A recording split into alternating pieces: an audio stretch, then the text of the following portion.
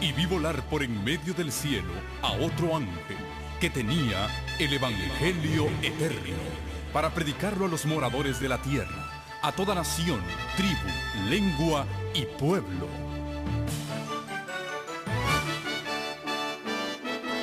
Con ustedes su programa cristiano con temas bíblicos de actualidad. Un programa que trae al mundo la verdad presente. Este es el Evangelio eterno.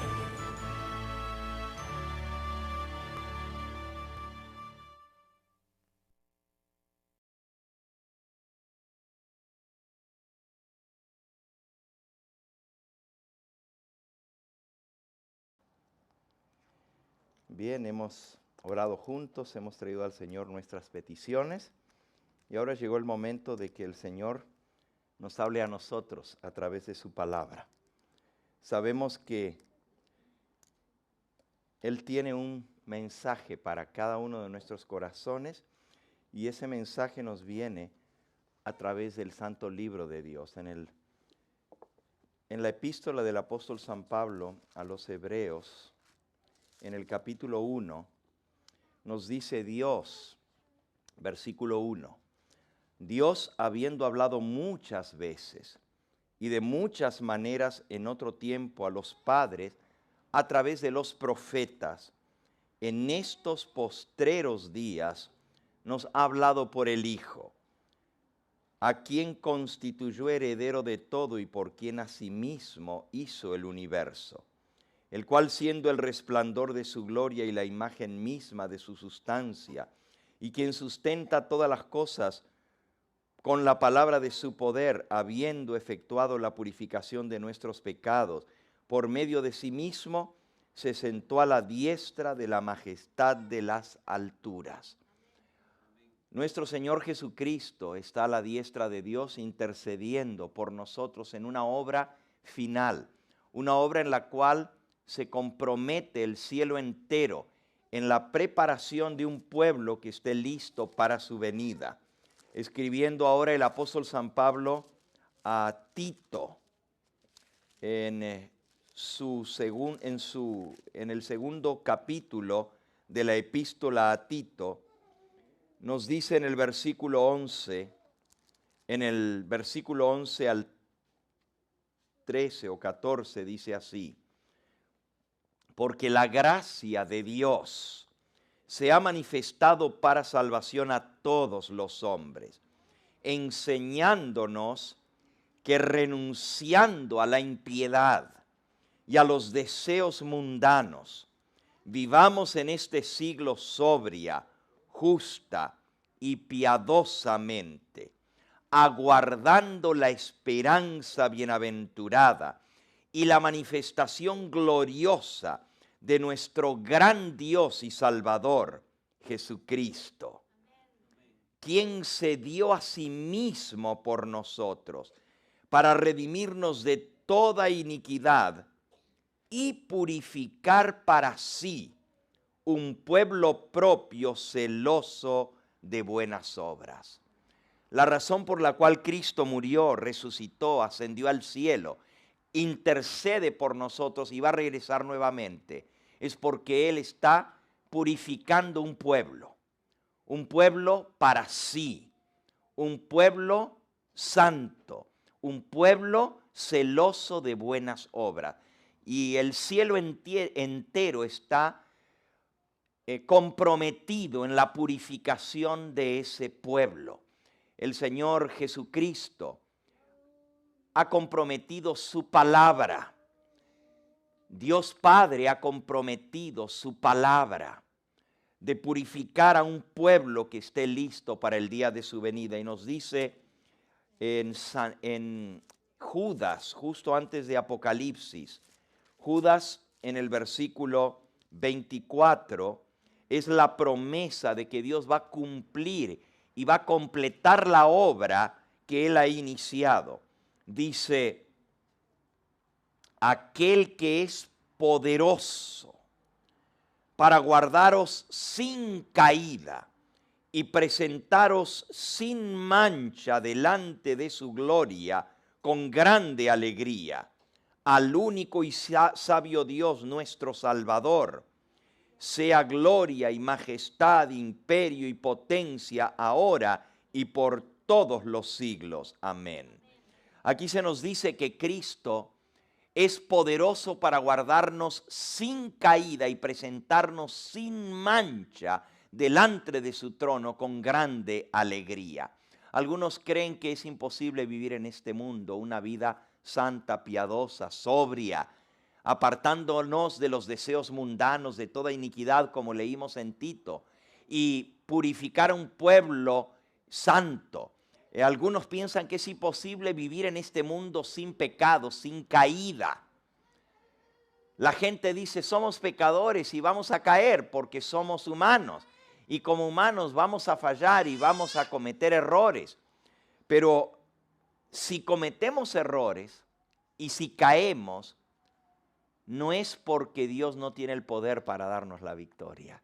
Es por nuestra falta de fe. Aquí dice que Él es poderoso para guardarnos sin caída y presentarnos sin mancha delante de su gloria. Ahora, va a haber una generación que va a estar viva cuando Cristo regrese. Va a haber gente en esta tierra que va a ver la venida del Señor Jesús cuando Él venga y no va a morir antes de su venida, sino que vamos a estar vivos para verle venir en gloria. Esa es la generación final. Y esa generación final, y yo espero ser parte de esa generación final, porque yo creo que la venida del Señor Jesús está a las puertas. Yo creo que su venida está muy próxima, porque todo lo que Él dejó escrito en su palabra se está cumpliendo al pie de la letra. Esa generación final dice aquí que Él, el Señor, la va a presentar a sí mismo, sin mancha, sin caída,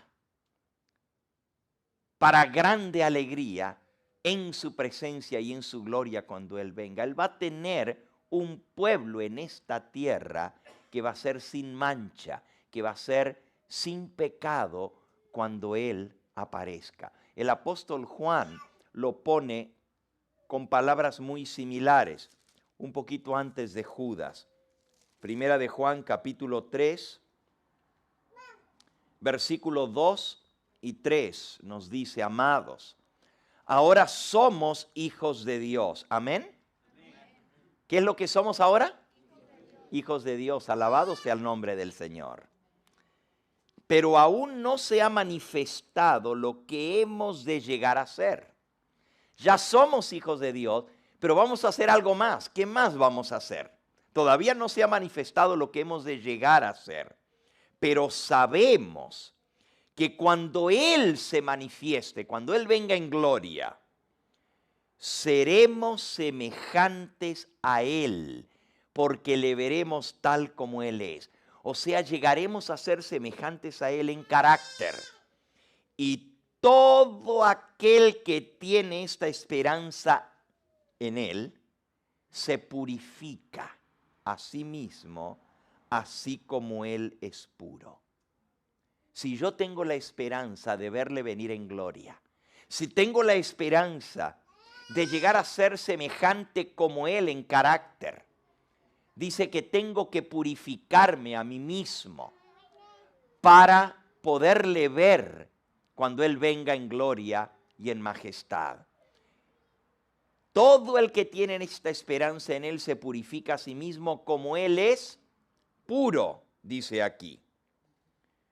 Todo aquel que comete pecado, sigue diciendo, todo el que comete pecado, versículo 4, traspasa también la ley, porque el pecado es transgresión de la ley.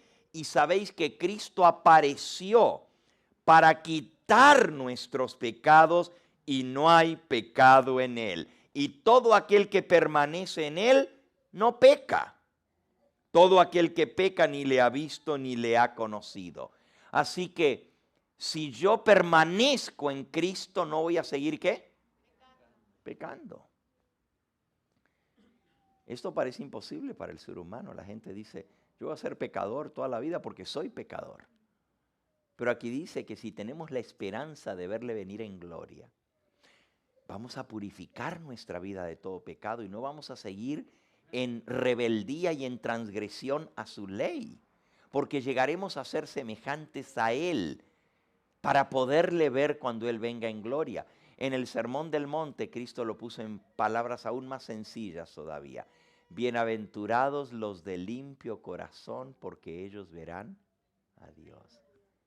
Para poder ver a Cristo cuando Él venga, tenemos que ser de corazón limpio, no engañoso.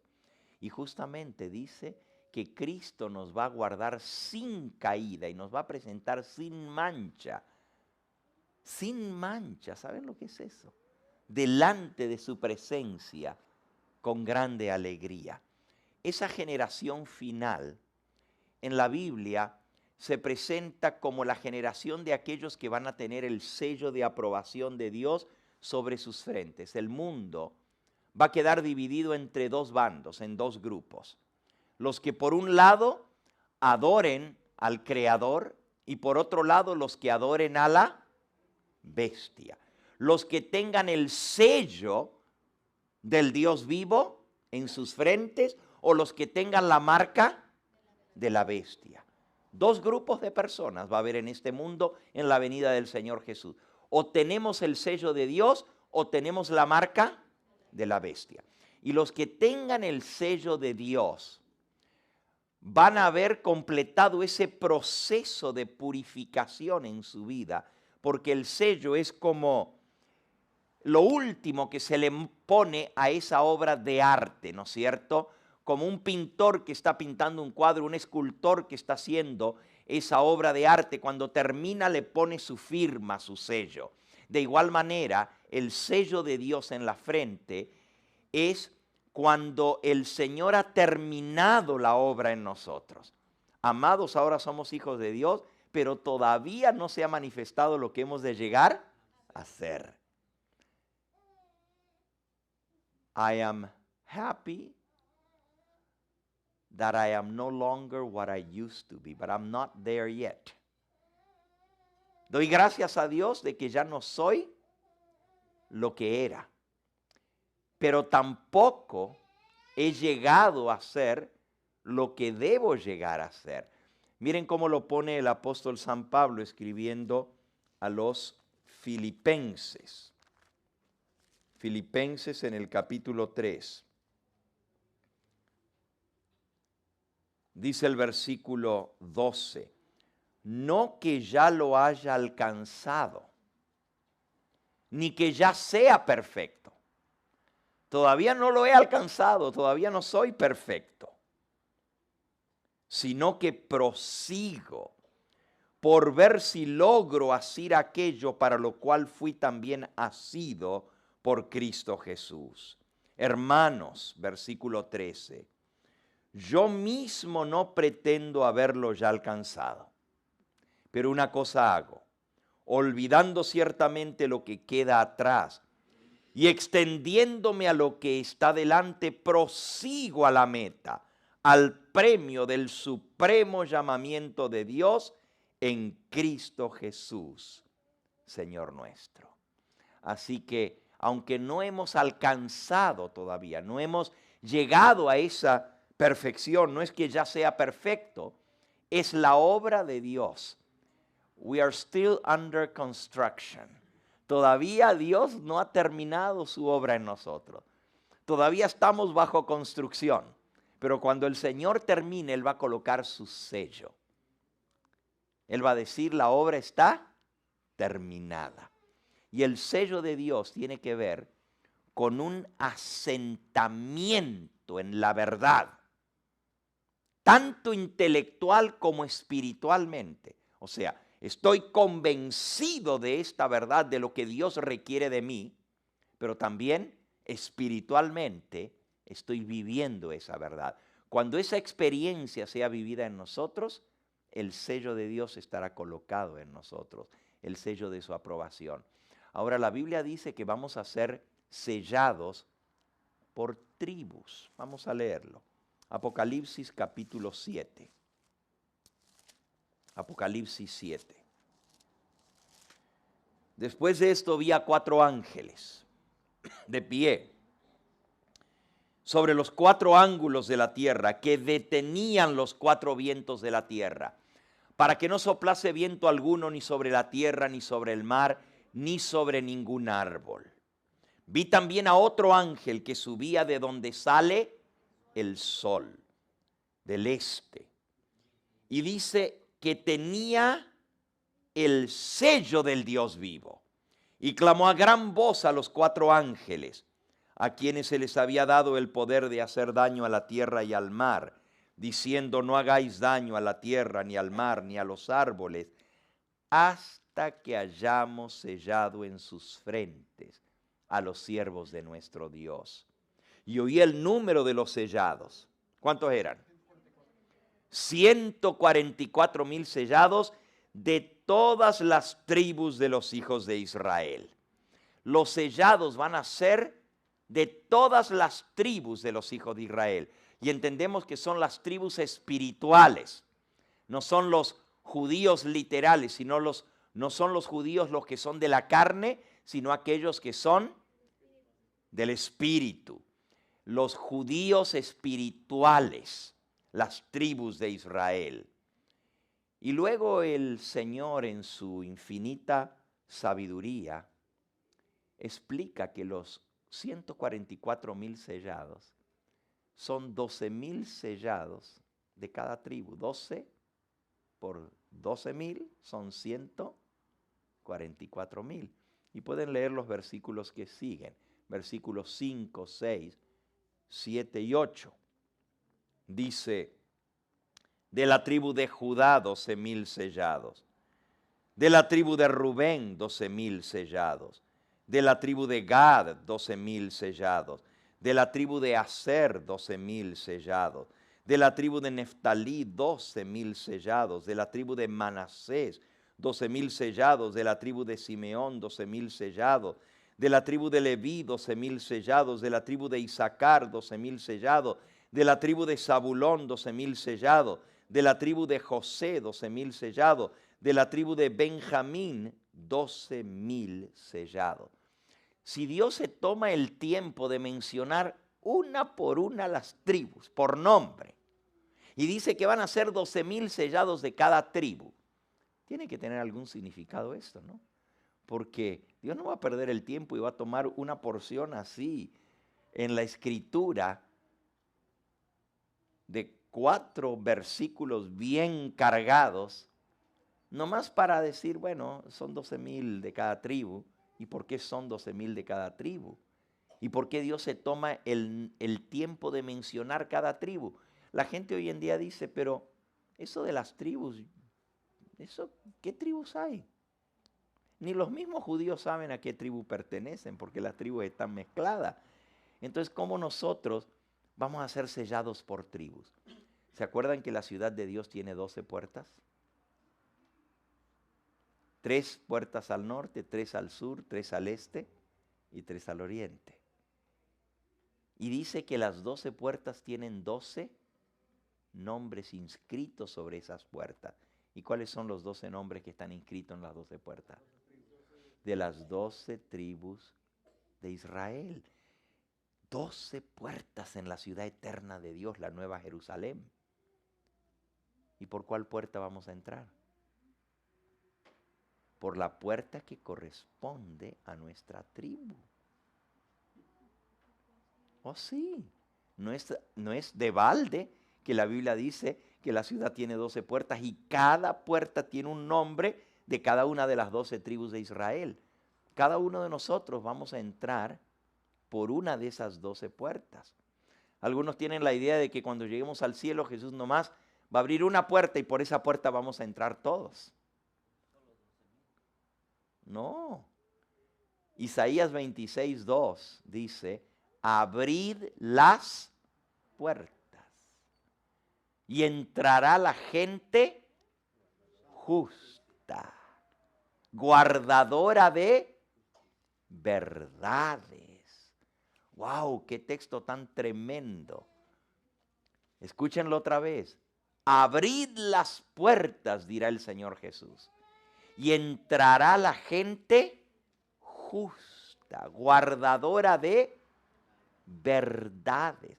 Para entrar por una de esas puertas, tenemos que ser justos. Y volviendo a Primera de Juan, capítulo 3, donde estábamos leyendo hace un momento. Primera de Juan, capítulo 3, dice el versículo 3, todo aquel que tiene esta esperanza en Él se purifica a sí mismo, así como Él es puro. El que comete pecado traspasa la ley, porque el pecado es infracción de la ley. Y sabéis que Cristo apareció para quitar nuestros pecados, y no hay pecado en Él. Todo aquel que permanece en Él no peca, porque todo aquel que peca ni le ha visto ni le ha conocido. Hijitos, nadie os engañe. El que hace justicia es justo como Él es justo. Pero el que practica el pecado es ¿de quién? Del diablo, porque el diablo peca desde el principio. Para esto apareció el Hijo de Dios, para deshacer las obras del diablo. Todo aquel que es nacido de Dios no sigue practicando el pecado, porque la simiente de Dios permanece en él y no puede seguir pecando porque es nacido de Dios. Hijitos, nadie os engañe.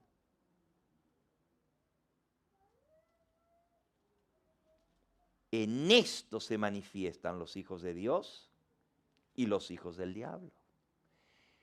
Todo el que hace justicia es justo como Él es justo. Abrid las puertas y entrará la gente justa, guardadora de verdades. Yo quiero entrar por una de esas puertas de la Nueva Jerusalén.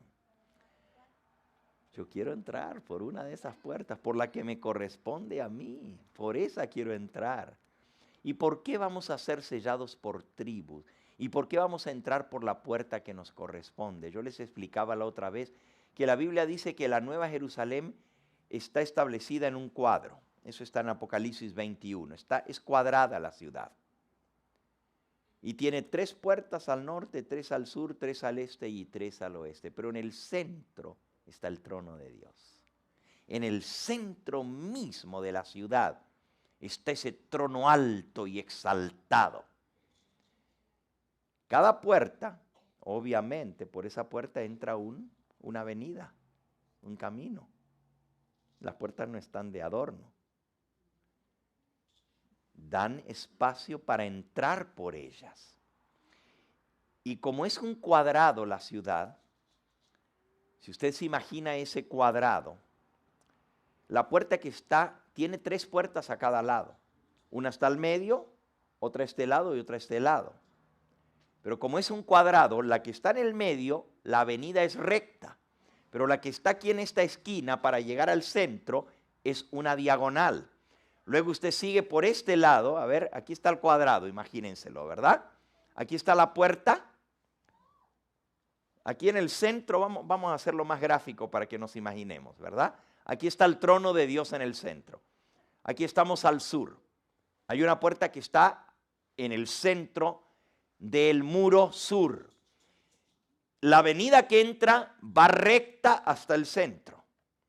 Pero si usted se mueve hacia la izquierda para la otra puerta que está aquí, para llegar al centro va a ir en diagonal por la ciudad.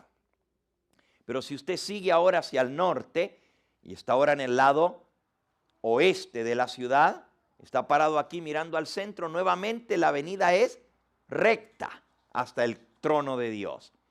Pero si sigue un poquito más al norte y todavía estamos en el lado oriental, ahora el diagonal te lleva derecho al centro y así sucesivamente toda la vuelta alrededor. O sea, una avenida recta, una diagonal, una recta, una diagonal. Cuando entre la comitiva de los redimidos, cuando todos los salvados entren por una de esas puertas, cada redimido va a entrar por una de las 12 puertas. Es una marcha triunfal. Cristo va a marchar al frente. ¿Por cuál puerta va a entrar el Señor Jesús?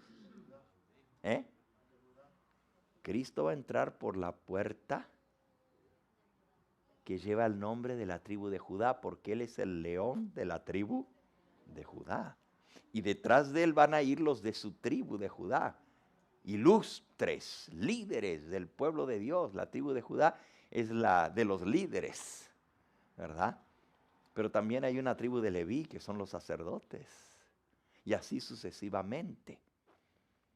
Cada uno va a entrar por la puerta, pero miren, las puertas no se crean que son así chiquititas. La ciudad es gigantesca. Son kilómetros de largo y de ancho. Y cada puerta es gigantesca. La avenida que le entran, van a poder entrar alineados en línea, uno al lado del otro, 12,000 personas a lo ancho. Imagínense lo grande de esa puerta, que va a haber 12,000 personas formadas, no uno detrás del otro, sino uno al lado del otro, en primera fila. 12,000 a lo ancho. Y detrás de eso sigue todo el ejército de los de esa tribu, de toda nación, tribu, lengua y pueblo. Mientras que los 144,000 son de esa última generación que viva en esta tierra y del Israel de Dios que tiene la señal del pacto. A ver si me explico más claramente. Y con esto no quiero que nadie se vaya a ofender. Pero los 144,000 van a ser sellados de las tribus de Israel. Mientras que la gran muchedumbre, ese es el versículo 9 de Apocalipsis 7. Leímos desde el versículo 1 hasta el 8 de Apocalipsis 7. ¿No es cierto? Apocalipsis 7 del 1 al 8 nos habla de los 144,000 sellados. Versículo 4, repasando lo que hemos visto. Y oí el número de los sellados, 144,000 sellados, de todas las tribus de los hijos de Israel. Y luego de cada tribu 12,000 sellados. Pero en el versículo 9 dice, y después de esto miré, y aquí una gran multitud, la cual nadie podía contar, de todas las naciones y tribus y pueblos y lenguas que estaban delante del trono y en la presencia del Cordero, vestidos de ropas blancas y con palmas en las manos, y clamaban a gran voz diciendo: la salvación pertenece a nuestro Dios que está sentado en el trono y al Cordero. Todos los redimidos de todas las edades, esa gran muchedumbre, dice aquí, de todas las naciones, tribus, lenguas y pueblos. Vean la diferencia. Los 144,000 son nomás sellados de las tribus de Israel. Esa es una nación. Mientras que la gran muchedumbre de toda nación, tribu, lengua y pueblo, son redimidos de todas las naciones de la tierra. Hay una diferencia. Ahora dijimos que no es el Israel literal según la carne, porque no son israelitas los que son según la carne, sino los que son según el Espíritu. El Israel de Dios es aquel a quien el Señor le dijo: di a los hijos de Israel. Y vamos a leerlo, está en Éxodo capítulo 31. Éxodo capítulo 31. Dice el versículo 13.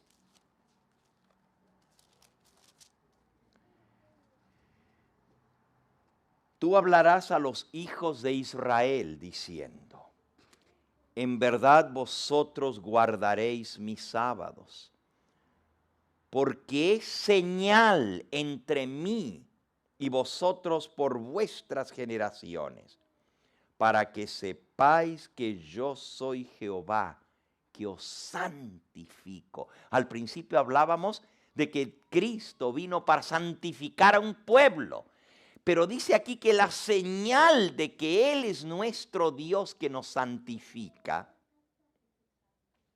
es: les di mis sábados.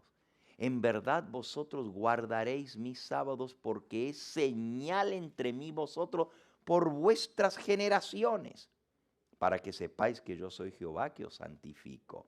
Así que guardaréis el sábado, porque santo es a vosotros. El que lo profanare de cierto morirá.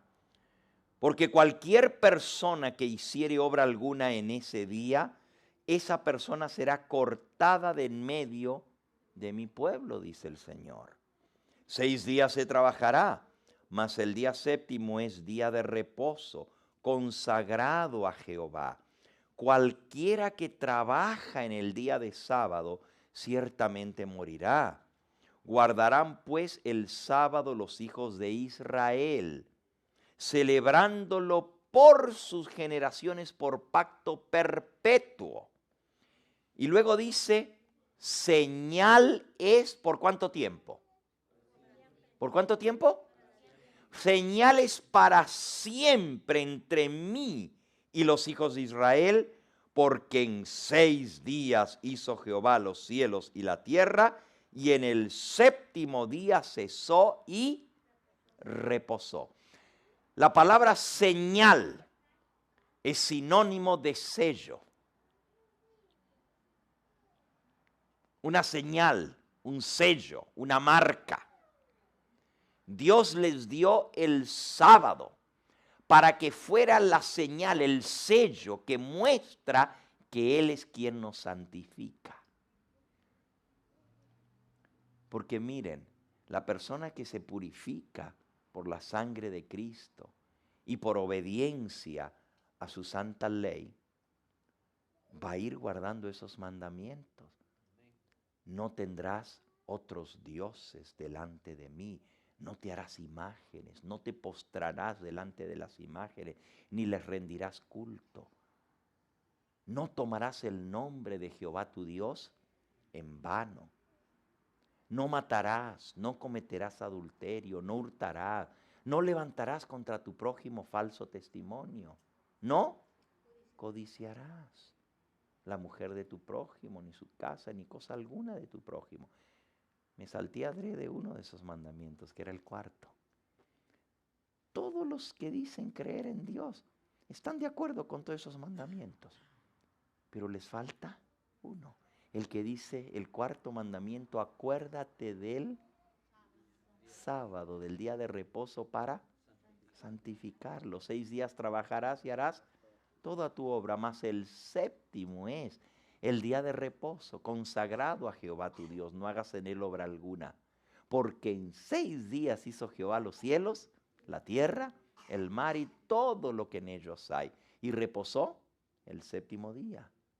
Ahora, cuando uno guarda el sábado, completó la obediencia a la ley, porque la mayoría, por ejemplo, los católicos se llaman cristianos. Dicen que no hay que matar, dicen que no hay que robar, dicen que no hay que cometer adulterio, fornicación ni codiciar. Pero hay un mandamiento que no lo enseñan y que lo han eliminado del catecismo. ¿Cuál es ese mandamiento? No, ese está. El que eliminaron del mandamiento, ¿cuál es? El segundo mandamiento. Porque en el catecismo el primer mandamiento dice amar a Dios sobre todas las cosas. Y el segundo dice no jurar su santo nombre en vano. Y el tercero dice santificar las fiestas. Pero resulta que en la Biblia el primero es no tener otros dioses delante de mí, dice el Señor. Y el segundo es no te harás imágenes. Y el tercero es no tomarás el nombre de tu Dios en vano. Y el cuarto es acuérdate del día de reposo para santificarlo. En los católicos el mandamiento que lo han quitado de la ley de Dios es el segundo. El cuarto lo cambiaron. Porque el cuarto dice santificar las fiestas. ¿Y cuáles son las fiestas que dice la Iglesia Católica que hay que santificar? Las fiestas que la Iglesia establece como días de fiesta. El 25 de diciembre, la Navidad. El 1 de enero, el Día de los Reyes. El Día de los Muertos. Día de Todos los Santos. Día de la Virgen María, el 12 de diciembre, la Guadalupana, Cuaresma. Todas esas son las fiestas que la iglesia manda que hay que guardar. Ahora esas fiestas no las mandó Dios. ¿Las mandó quién? La iglesia, a través de su líder principal, que es el Papa. Pero esas fiestas vienen del paganismo, vienen de Babilonia, del antiguo imperio romano y más antiguos que eso. Vienen del paganismo, del romanismo, esas son fiestas paganas. Entonces, la Iglesia Católica cambió el mandamiento que dice, acuérdate del sábado, y en lugar del sábado puso el domingo, que es el día del culto al Dios Sol. ¿Sí o no? ¿Cuál día dijo Dios que había que guardar? El sábado. ¿Cuál dice la Iglesia Católica que hay que guardar? El domingo. El sábado es el séptimo día, el domingo es el primer día de la semana. Pero resulta que también hay otras iglesias que no obedecen al Papa, pero le obedecen en eso. Dicen que no obedecen al Papa, pero en el día de reposo todos guardan el domingo. ¿A quién están obedeciendo? Interesante, ¿verdad? Por eso Dios dice, les di mis sábados para que fuesen por señal entre mí y ellos, para que supiesen que yo soy el Señor que los santifico. El que guarda el sábado, guarda todo el resto de la ley.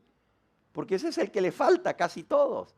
Entonces, la señal de perfección, de santificación, cuando yo acepto la ley de Dios y acepto también el sábado, es que estoy dispuesto a hacer todo lo que Dios me manda. No a seguir al hombre, sino a adorar al Dios creador. El mensaje del primer ángel dice, temed a Dios y dadle gloria, porque la hora de su juicio ha llegado. Y adorad al que hizo el cielo, la tierra, el mar y las fuentes de las aguas. Pero el mensaje del tercer ángel dice, si alguno adora a la bestia y a su imagen y recibe la marca de la bestia en su frente o en su mano. Dios tiene una marca, una señal, que es la señal de que Él es el Dios creador, porque en 6 días hizo Jehová los cielos, la tierra y el mar. Esa es una cita del cuarto mandamiento.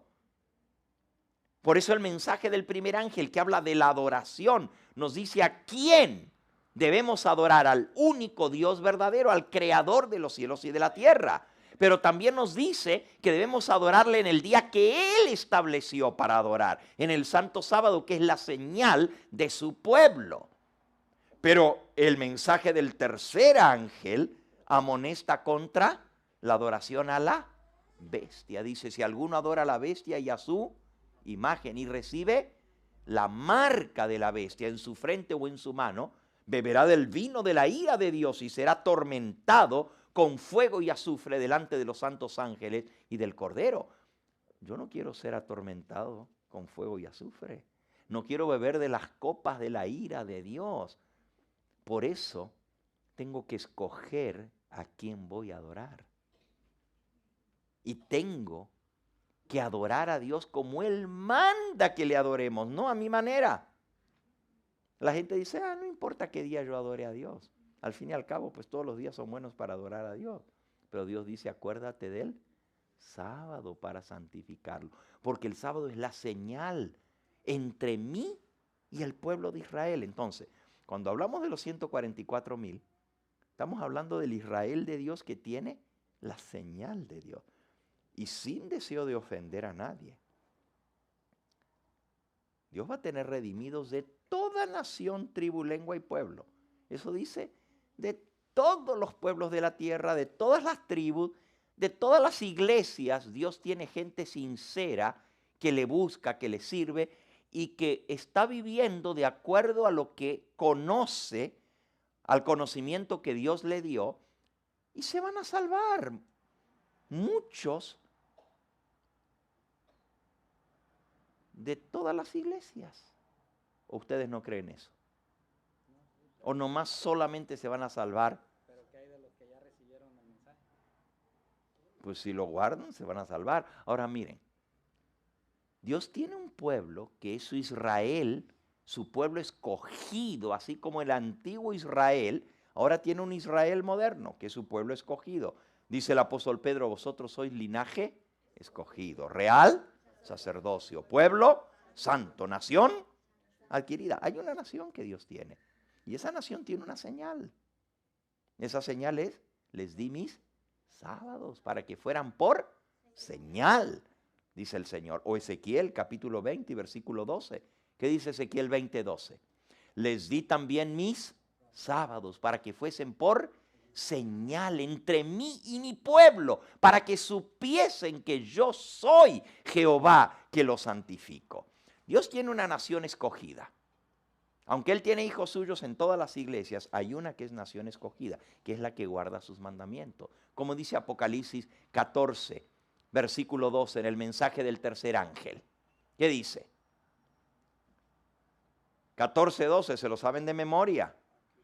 Aquí está la paciencia de los santos, los que guardan los mandamientos de Dios y tienen la fe de Jesús. Dios tiene un pueblo de gente santa. ¿Qué leímos hoy? Él está santificando a un pueblo que va a ser santo. Y el que tiene la esperanza de verle venir en gloria se purifica a sí mismo como Él es puro.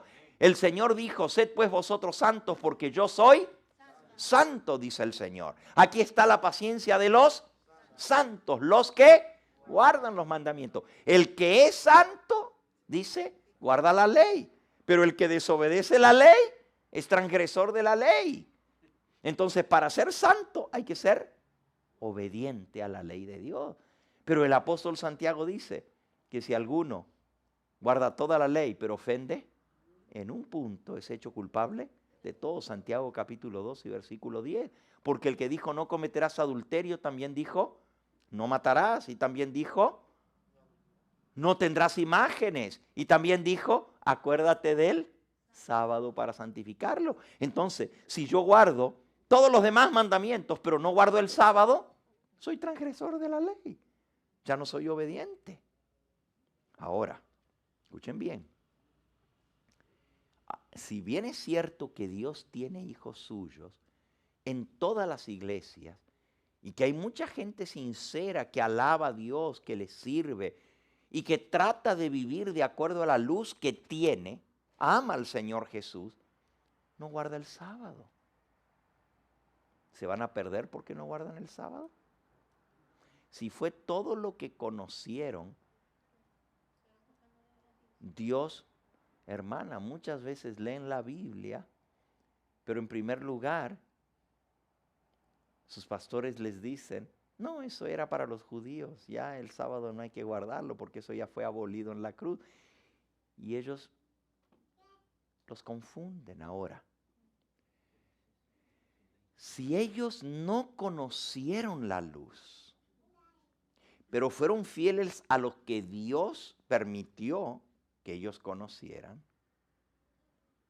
no se van a perder. Sin embargo, no son parte del Israel de Dios. Se van a salvar de toda tribu y nación, una gran multitud.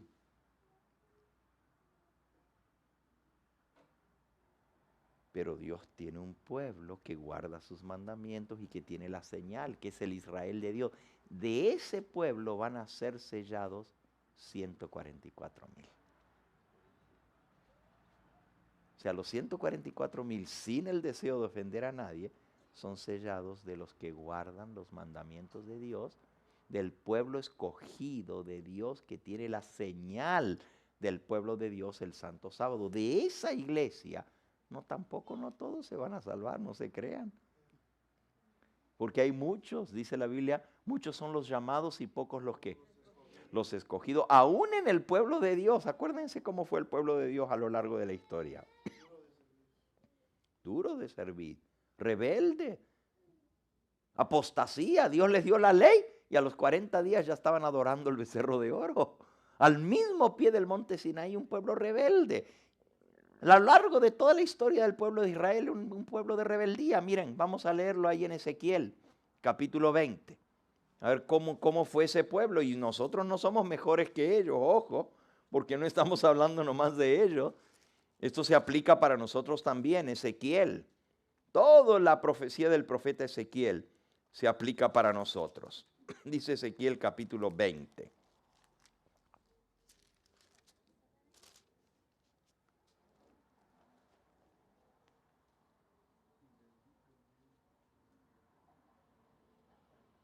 Versículo 5.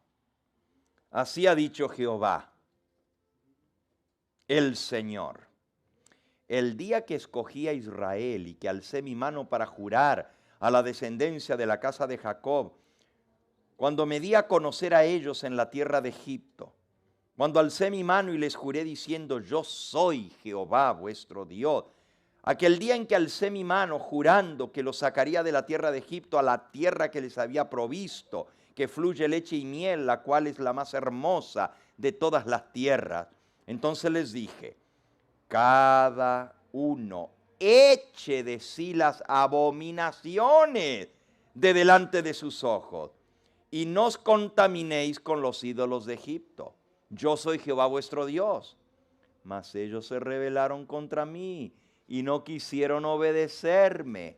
No echó de sí cada uno las abominaciones de delante de sus ojos, ni dejaron los ídolos de Egipto. Y dije que derramaría mi ira sobre ellos para cumplir mi enojo en ellos en medio de la tierra de Egipto. Con todo, a causa de mi nombre, para que no se infamase ante los ojos de las naciones, en medio de las cuales estaban, en cuyos ojos fui conocido. Actué para sacarlos de la tierra de Egipto, y los sacó para que pudieran obedecer a Dios. Los saqué de la tierra de Egipto y los traje al desierto. Ahora no tenían la excusa de que estaban en una tierra pagana y que sus amos los obligaban a la religión de los que los tenían cautivos. Los saqué de Egipto, los traje al desierto, les di mis estatutos, les hice conocer mis decretos por los cuales el hombre que los cumpliere vivirá. Les di también mis sábados para que fuesen por señal entre mí y ellos, para que supiesen que yo soy Jehová que los santifico. Mas se rebeló contra mí la casa de Israel en el desierto. No anduvieron en mis estatutos, desecharon mis decretos, por los cuales el hombre que los cumpliere vivirá. Y mis sábados profanaron en gran manera. Por eso dije que derramaría sobre ellos mi ira en el desierto para exterminarlos. Pero actué a causa de mi nombre para que no se infamase a la vista de las naciones ante cuyos ojos los había sacado. También yo alcé mi mano en el desierto jurando que no los traería a la tierra que había dado, tierra que fluye leche y miel, la cual es la más hermosa de todas las tierras. Porque desecharon mis decretos y no anduvieron en mis estatutos, y mis sábados profanaron, porque tras sus ídolos iba su corazón. Con todo, los perdonó mi ojo, pues no los maté, no los exterminé en el desierto. Antes dije en el desierto a sus hijos, no andéis en los estatutos de vuestros padres, no sigáis las leyes que ellos siguen, no os contaminéis con los ídolos. Yo soy Jehová vuestro Dios, andad en mis estatutos, guardad mis preceptos, ponedlos por obra y santificad mis sábados, y sean por señal entre mí y vosotros, para que sepáis que yo soy Jehová vuestro Dios. Mas los hijos también se rebelaron contra mí. No anduvieron en mis estatutos.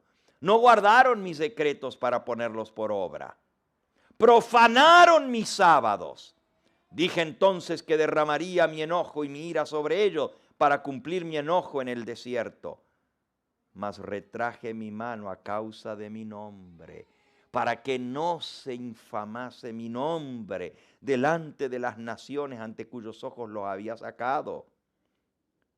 Y ahí sigue hablando y sigue contando la historia, hermanos, qué historia más triste. Una oportunidad tras otra, y Dios les dice, obedezcan mis mandamientos, guarden mis preceptos, no profanen mi sábado, hagan lo que yo les pido. Pero siguieron rebeldes y siguieron rebeldes y siguieron rebeldes. Ahora díganme, si nosotros no somos iguales que ellos. Igualitos. Entonces, así como el pueblo de Israel en su mayoría apostató y no obedeció, nosotros estamos iguales que ellos. Pero volviendo al tema de los sellados, los 144,000 sellados. Sí. Lo que estábamos leyendo, Ezequiel capítulo 20, desde el versículo 5 hasta el 21 leí. Ezequiel 20, desde el 5 al 21, al 22. Ya, y ahí sigue el resto de la historia. Dios perdonándolos, pidiéndole que se arrepienten y cambien, y ellos por un tiempito lo hacían y luego otra vez volvían a caer en lo mismo. Y la historia era como un ciclo que se repetía. Ahora, hermanos, Dios tiene un pueblo en esta tierra, también su pueblo que Él sacó, esta vez no nos sacó de Egipto, sino de Babilonia. Y nos dijo que nos va a llevar y nos va a meter en la mejor y la más hermosa de todas las tierras, la que fluye leche y miel. ¿Cuál es esa? La Canaán celestial. Esa era la ciudad que esperaba el verdadero pueblo de Dios, no la terrenal. Miren lo que dice Hebreos capítulo 11. Hebreos capítulo 11. ¿Quién es el padre de los judíos? Abraham. Pero aquí está hablando de los judíos espirituales. Dice, por la fe Abraham, Hebreos capítulo 11, versículo 8. Por la fe Abraham, siendo llamado, obedeció. ¿Qué hizo Abraham? ¿A qué te lleva la fe? Por la fe Abraham obedeció. La gente dice, no, yo tengo fe. Mi pregunta es, ¿obedeces? Porque el que tiene fe, ¿qué hace? Obedece, pero la mayoría de la gente dice, yo tengo fe, yo creo, pero no quiero obedecer. Por la fe Abraham obedeció para salir al lugar que había de recibir como herencia. Y dice la Biblia, el versículo 8, y salió sin saber a dónde iba. Por la fe habitó como extranjero en tierra prometida, como en tierra ajena, morando en tiendas con Isaac y con Jacob, coherederos de la misma promesa, porque esperaba. ¿Qué esperaba Abraham? La ciudad que tiene fundamentos. ¿Cuántos fundamentos? 12 fundamentos. Así dice la Biblia en Apocalipsis 21. 12 fundamentos tiene la ciudad. Abraham esperaba esa ciudad que tiene fundamentos, cuyo arquitecto y constructor es ¿quién? Es Dios. Sigue diciendo. Gracias. Dice el versículo 13, conforme a la fe, murieron todos estos, Abraham, Isaac, Jacob. Murieron sin haber recibido lo prometido, sino mirándolo de lejos, creyéndolo, saludándolo y confesando que eran extranjeros y peregrinos sobre la tierra. ¿Y cómo somos nosotros? Extranjeros y peregrinos. ¿Cómo dice el himno? El mundo no es mi hogar, soy peregrino aquí. Este mundo no es mi hogar. ¿A dónde voy? A la ciudad que tiene fundamentos, cuyo arquitecto y constructor es Dios. Sigue diciendo, por la fe murieron todos estos sin haber recibido lo prometido, sino mirándolo de lejos, los creyendo, saludándolo, confesando que eran extranjeros y peregrinos en la tierra, porque los que esto dicen claramente dan a entender que buscan una patria. Si yo digo soy extranjero, soy peregrino, no tengo patria aquí, estoy esperando una patria, soy extranjero, esta no es, this world is not my home, I'm just a passing through. El mundo no es mi hogar, soy peregrino aquí. Eso es lo que dice el himno, y eso lo confesamos nosotros también. Dan a entender que buscan una patria. Versículo 15. Si hubiesen estado pensando en aquella de donde habían salido, todos nosotros somos peregrinos. Aquí el hermano viene de México, de Michoacán, y aquí el hermano viene del Perú. Y aquí la hermana viene del Salvador. Y aquí la hermana viene del Ecuador, y aquí la hermana viene de Argentina, y aquella viene de Costa Rica, y aquella viene de Brasil. Pero si estuviéramos pensando en la patria de donde salimos, podemos volver allá, ¿no? Miren lo que dice. Si hubieran estado pensando en la patria de aquella de donde salieron, ciertamente tenían tiempo de volver a esa patria. Pero anhelaban una patria ¿qué? Una patria mejor. Esto es la patria celestial. Porque Dios no se avergüenza de llamarnos, de llamarse Dios de ellos, porque les ha preparado una ciudad. Alabado sea el nombre del Señor.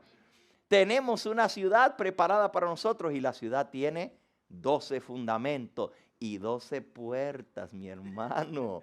Y por una de esas puertas yo quiero entrar. Esa es la patria que yo anhelo. Este mundo no es mi hogar. Aquí no hay, miren, yo conozco más de 80 países del mundo en que he visitado y predicado. Y sin embargo, ninguno de esos es mi hogar. Ni el que nací, ni el que vivo ahora, en el cual soy ciudadano. Ninguno de estos lugares es mi hogar. Yo tengo un hogar mejor, anhelo algo mejor, la patria celestial. La ciudad que tiene fundamento, cuyo arquitecto y constructor es Dios. Yo quiero esa ciudad que tiene 12 puertas y tiene un muro grande y alto. 12 puertas. Y un día nuestro Salvador va a decir, abrid las puertas. Abrid las puertas y entrará la gente justa, guardadora de verdades. Subrayenlo, está en Isaías 26:2. Abrid las puertas y entrará la gente justa, guardadora de verdades. Por eso hay que guardar la verdad. Compra la verdad y no la vendas, dice el Señor. Investiga lo que es la verdad, abraza esa verdad, porque si quieres entrar por una de esas puertas, tienes que ser guardador de verdades. Pero también tienes que ser un pueblo justo. El que hace justicia es justo, como Dios es justo. Pero el que practica el pecado es pecador, como el diablo es pecador. Infractor de la ley. Por eso la ley de Dios, Él nos la dio para santificarnos. No nos salvamos por guardar la ley, pero la ley nos santifica. Fíjense bien, la salvación es por la sangre de Cristo. La salvación es por su sacrificio en la cruz del Calvario.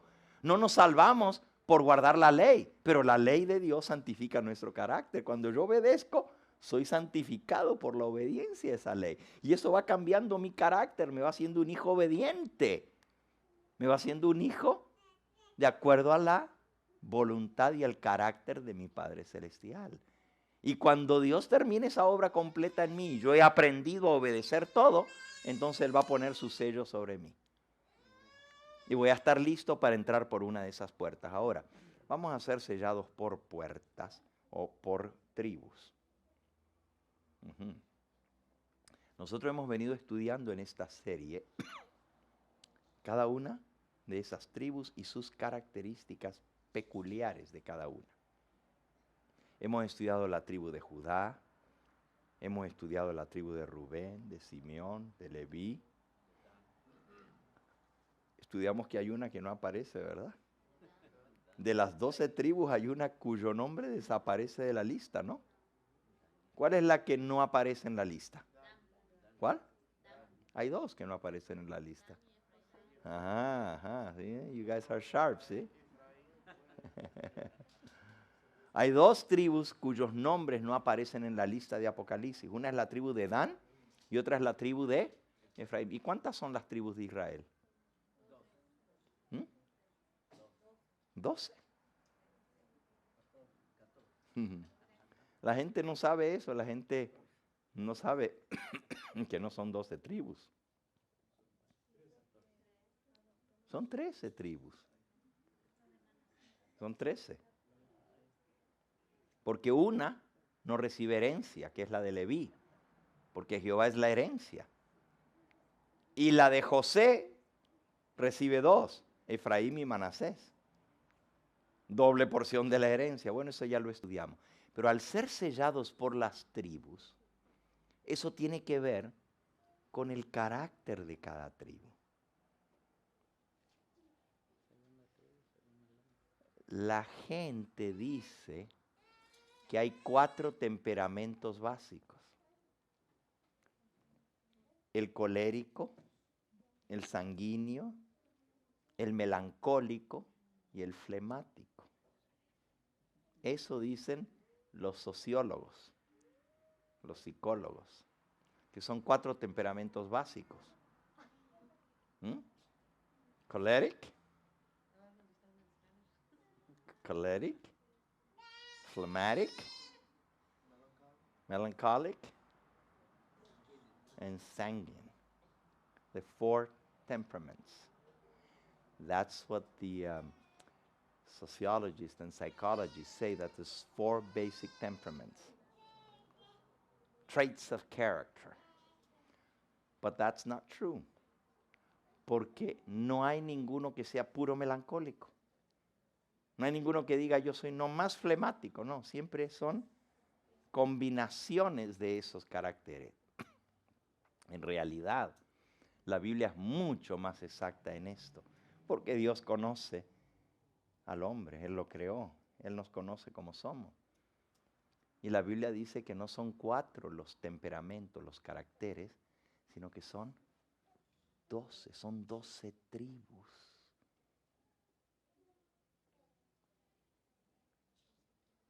Son 13, pero una se pierde, que es la de Adán, y quedan 12. Y si nosotros queremos entrar por una de esas puertas, cuyos nombres están escritos en esas puertas, los nombres de las 12 tribus de Israel, tenemos que desarrollar un carácter digno de entrar por esa puerta. Todas las tribus tienen sus características, algunas son defectos de carácter, la mayoría, tristemente, todos nosotros tenemos muchos defectos de carácter. Pero cada tribu también tiene sus virtudes.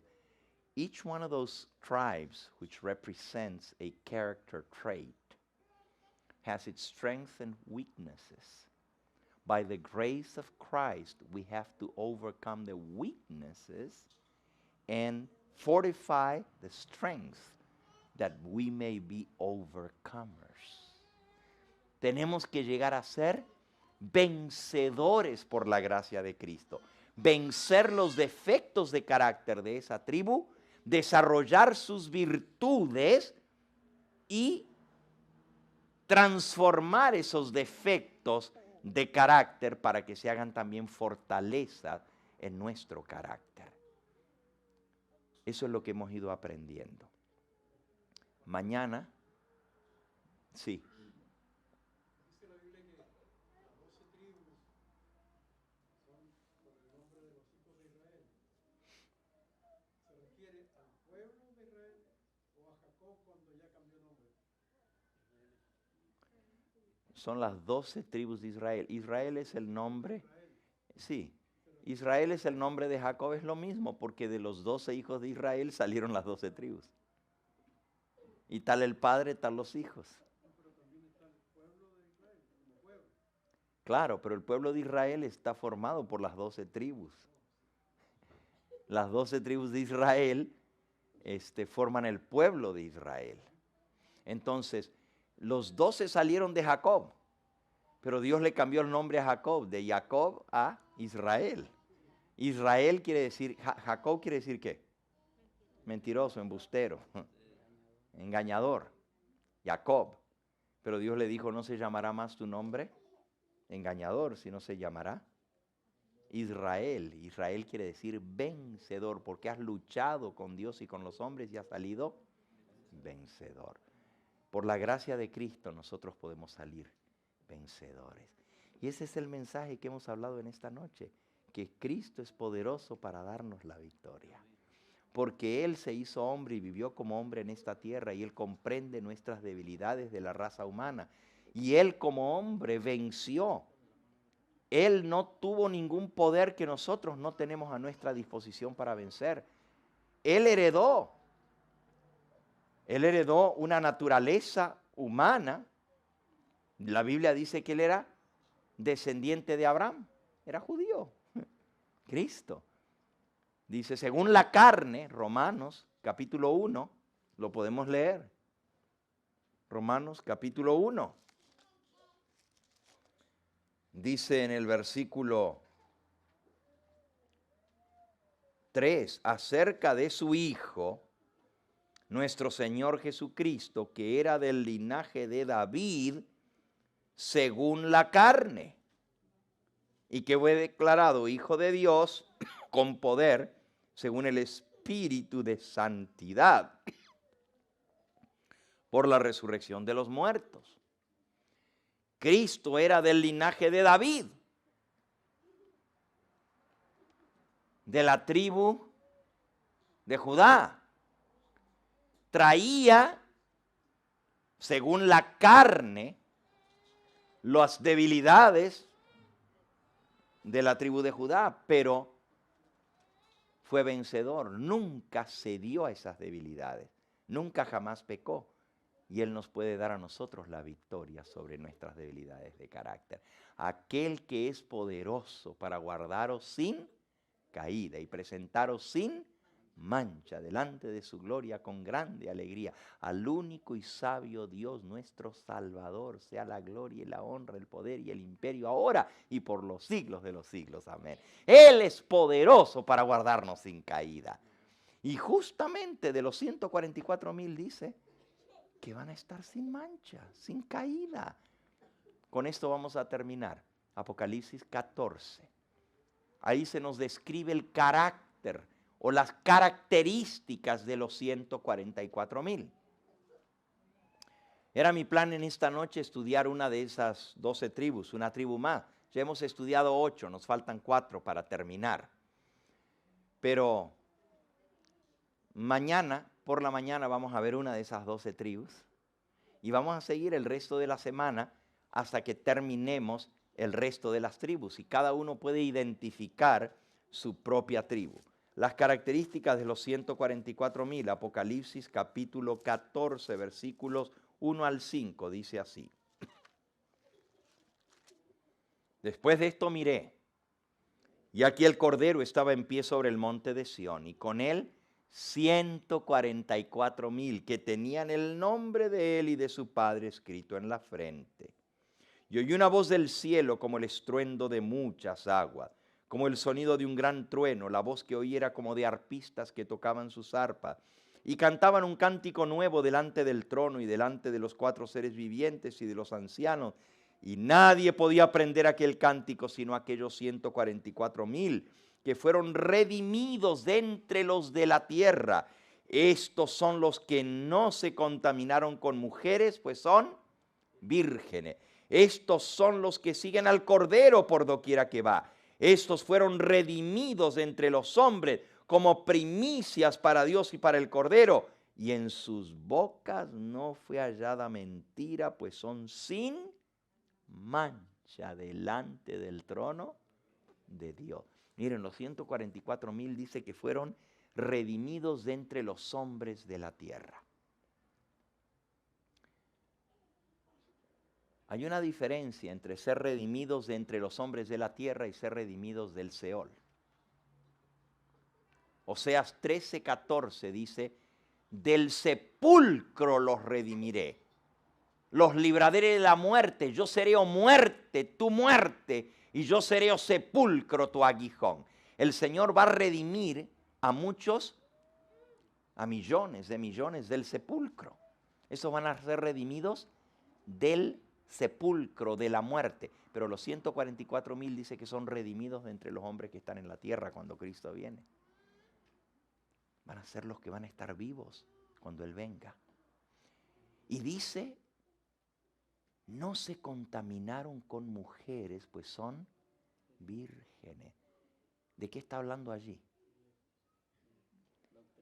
En la Biblia, las mujeres en el libro de Apocalipsis son la ramera y sus hijas. Esas son las mujeres, las iglesias que tienen doctrinas babilónicas. Los 144,000 no se contaminaron con esas iglesias, esas doctrinas falsas, porque son vírgenes. Vírgenes significa que tienen una fe pura. ¿Se acuerdan cuando Jesús dijo, el reino de los cielos es semejante a 10 vírgenes que esperaban la venida del esposo? La iglesia que espera la venida del esposo son las vírgenes, pero no se contaminaron con las doctrinas falsas. Son vírgenes. No están contaminados con mujeres. Luego dice, siguen al Cordero por doquiera que va. Hay que aprender a seguir al Cordero por donde Él nos guía. No nomás caprichosamente a mi manera. Yo sigo a Cristo como yo quiero. No, como Él dice que hay que seguirle. Y luego dice, estos no fue hallada mentira en sus bocas porque son sin mancha delante del trono de Dios. Qué tremendo, sin mancha. ¿Saben lo que eso significa, llegar a estar sin mancha? ¿Y saben por qué? Los 144,000. Les voy a explicar por qué. Porque antes de que Cristo aparezca en las nubes del cielo, van a caer los juicios de Dios sobre esta tierra, las plagas finales. 7 plagas postreras. Y cuando esas postreras plagas comiencen a caer, la Biblia dice que el templo en el cielo donde Cristo intercede por nosotros se llenó de humo y nadie podía entrar al templo mientras cayeran las plagas. Eso significa que ya no va a haber más intercesión de Cristo en el cielo. Ya Cristo va a salir del santuario y cuando Cristo salga ya no hay más sangre expiatoria, ya no hay más perdón. La Biblia dice que Cristo va a pronunciar estas palabras, Apocalipsis 22:11. El que es justo siga siendo justo y el que es santo siga siendo santo. El que es inmundo siga siendo inmundo y el que es sucio ensúciese todavía.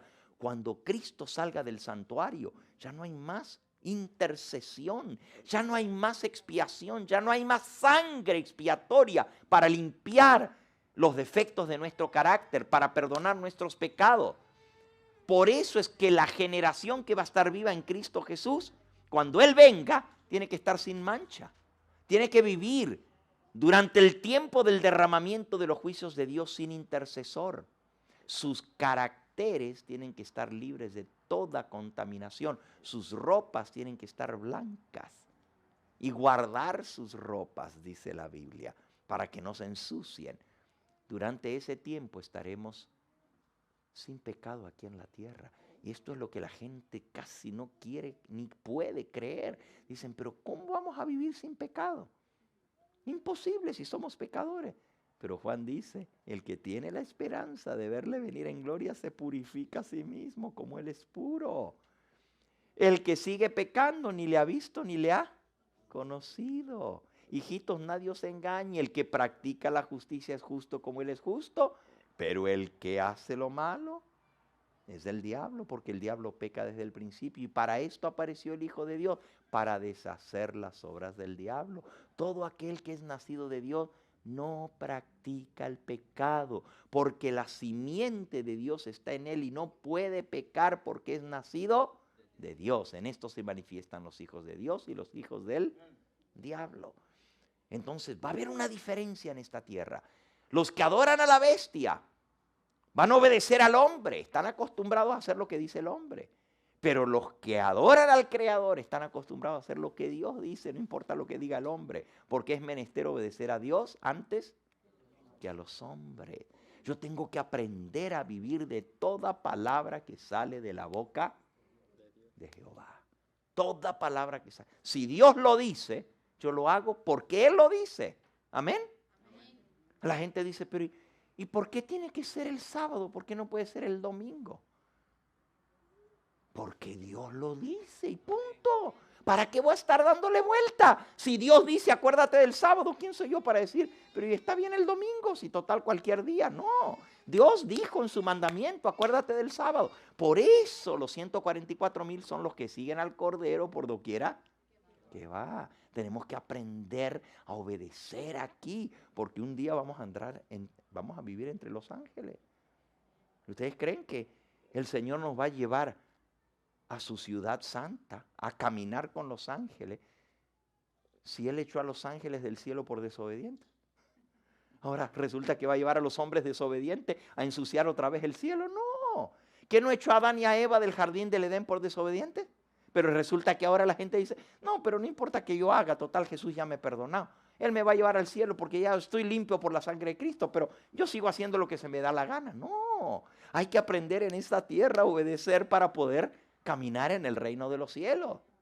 La ley no me salva, pero la ley me santifica. La ley me transforma. ¿Qué dice? La ley de Jehová es perfecta, que convierte el alma. Cuando yo obedezco la ley me va transformando, me va haciendo a la imagen y semejanza de aquel que es la ley en persona. Porque la ley es un trasunto del carácter de Dios, es un reflejo de lo que Dios es. Y si yo quiero ser como Cristo, la Biblia dice de Cristo, sacrificio y ofrenda no quisiste, me preparaste un cuerpo. En el libro del rollo está Cristo de mí, está escrito de mí. Dice, leámoslo, está en Hebreos capítulo 8, y yo creo que ya dije que iba a leer el último versículo, pero ya se me olvidó, ¿verdad? Hebreos capítulo 10, versículo 6, holocaustos y expiaciones, el 5, por lo cual entrando en medio dice, en el mundo dice, sacrificio y ofrenda no quisiste, me preparaste un cuerpo, holocaustos y expiaciones por el pecado no te agradaron. Entonces dije, he aquí que vengo, oh Dios, para hacer tu voluntad. Como en el rollo del libro está escrito de mí. Ahora, si ustedes notan, esto es una cita. Ahí está al pie de la página del Salmo 40.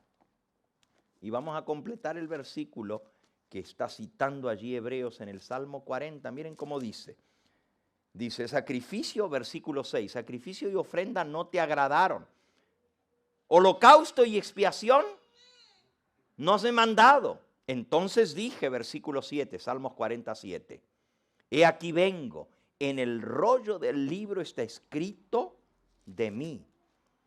El hacer tu voluntad, Dios mío, me ha agradado y tu ley está en medio de mi corazón. Hablando de Cristo, dice, me preparaste un cuerpo, vine a hacer tu voluntad, tu ley está en medio de mi corazón, vine para hacer tu voluntad. Si yo soy de Cristo y recibo a Cristo, su ley va a estar en medio de mi corazón, como está en el corazón de Cristo. El que se rebela contra la ley de Dios, se rebela contra el autor de la ley. El que se rebela contra la ley de Dios, se rebela contra Cristo. El que ataca la ley, ataca a Cristo, porque la ley está en el corazón de Cristo. Entonces yo no puedo atacar la ley de Dios. No, que el sábado no, que eso era de los judíos. Cuidado, Cristo era judío y Él guardó la ley.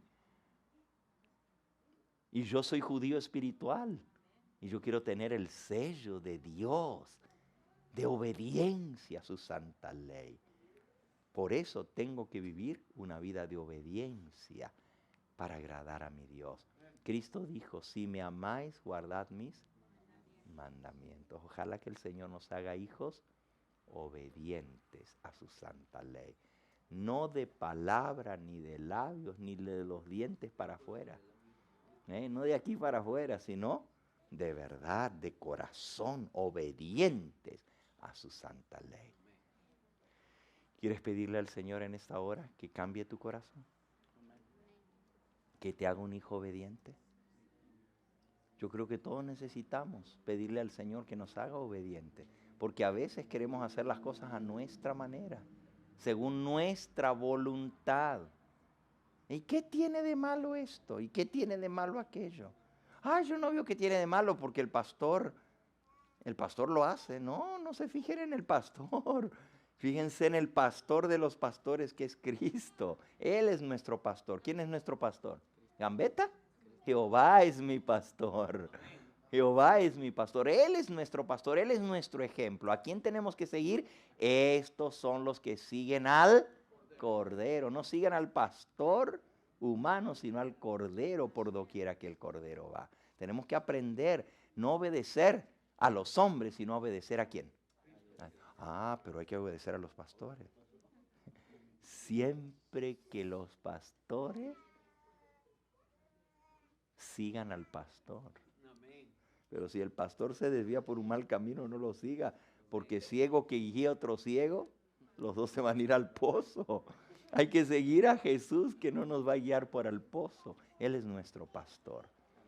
Por eso tenemos que aprender a seguir a Cristo siempre y que Él sea nuestro ejemplo. ¿Quieren pedirle al Señor que nos ayude a ser obedientes a Él? Hay alguien aquí en esta noche que quiere decir, pastor, yo sé que estas cosas son ciertas, pero yo sé que mi vida no está en armonía con la ley de Dios. Quizás tú no conocías el sábado y ahora estás comenzando a entender que esto también es un mandamiento de Dios. ¿Te gustaría decirle, Señor, ayúdame a ser un hijo obediente? Yo no quiero ser rebelde. Yo quiero ser obediente a ti porque te amo. Y tú dices, si me amáis, guardad mis mandamientos. ¿Hay alguno aquí que quisiera decirle eso al Señor? Amén, el Señor te bendiga, amén. El Señor te bendiga, amén, el Señor te bendiga. ¿Hay alguien aquí? Amén, el Señor te bendiga, amén, el Señor te bendiga. ¿Hay alguien aquí que quiere decir, pastor, yo sí conocía estas cosas, pero tengo que reconocer que aún sabiéndolas muchas veces, le he desobedecido a mi Señor? Yo quiero que el Señor Jesús me perdone, que Él me limpie de todo pecado. Y yo quiero ser un hijo obediente, que Él escriba su santa ley en mi corazón, porque yo quiero entrar por las puertas de la Nueva Jerusalén. Amén, amén. Vamos entonces a ponernos en pie. Vamos a decirle al Señor, Señor, entra en mi corazón. Por tu Espíritu Santo, tú puedes entrar en mí. Y yo te permito que tú entres y que tú me transformes.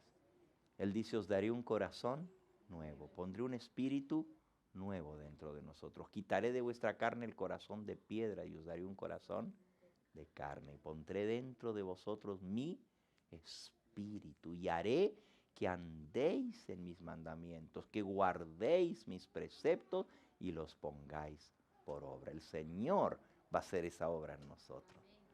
Vamos a postrarnos de rodillas para orar.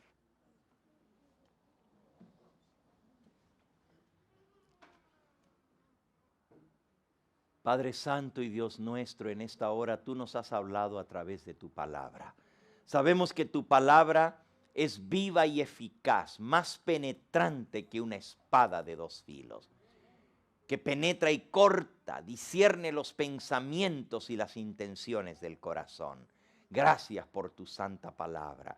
Gracias porque es clara, definitiva con respecto a lo que tú esperas de cada uno de tus hijos. Pero al compararnos con lo que tú esperas, nos damos cuenta, Señor, que nos falta mucho. Como Pablo, tenemos que confesar en esta hora, yo mismo confieso que aún no lo he alcanzado. Pero hago una cosa, prosigo al blanco, prosigo al supremo llamamiento, para ver si puedo lograr aquello para lo cual fui asido en Cristo Jesús. Oh Señor, nosotros queremos reflejar tu imagen, reflejar tu carácter. Queremos ser hijos obedientes. Tú nos has llamado para ser parte de tu pueblo escogido. Nos has dado tu santa ley, nos has dado tu santo sábado como señal de que tú eres nuestro Dios creador, quien nos santifica por tu Espíritu Santo. Por eso te pedimos que pongas tu Espíritu en nosotros.